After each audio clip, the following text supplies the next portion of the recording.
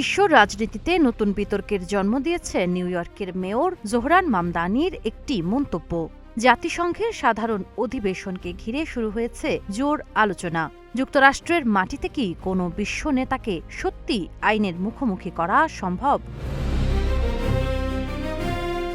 New ইয়র্কের mayor Zohran Mamdani জানিয়েছেন, সেপ্টেম্বরে জাতিসংঘ সাধারণ অধিবেশনে যোগ দিতে ইসরায়েলের প্রধানমন্ত্রী বেনিয়ামিন নেতানিয়াহু নিউ ইয়র্কে এলে তাকে গ্রেফতারের প্রশ্নটি আইনি দিক থেকে খতিয়ে দেখা হচ্ছে।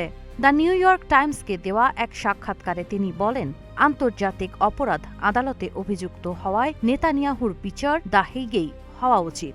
তবে মামদানি স্বীকার করেন, নিউ ইয়র্ক পুলিশ তার প্রশাসনের অধীনে থাকলেও একজন বিদেশি রাষ্ট্রপ্রধানকে গ্রেফতারের ক্ষমতা মেয়রের রয়েছে কিনা তা এখনও স্পষ্ট নয়।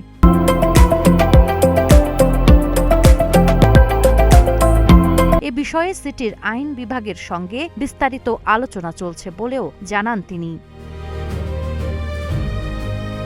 নেতানিয়াহুকে গ্রেফতারের বিষয়ে মামদানির মন্তব্যের কড়া জবাব দিয়েছে ইসরায়েল।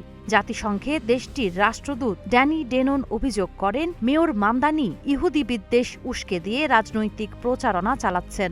তিনি বলেন, নেতানিয়াহু যথারীতি নিউ ইয়র্কে এসে জাতিসংঘে ভাষণ দেবেন এবং ইসরায়েলের অবস্থান বিশ্ববাসীর সামনে তুলে ধরবেন। এমনকি ব্যঙ্গ করে তিনি বলেন, গ্রেফতার যদি কাউকে করতেই হয় তাহলে তা হওয়া উচিত মেয়র জোহরান মামদানিকেই।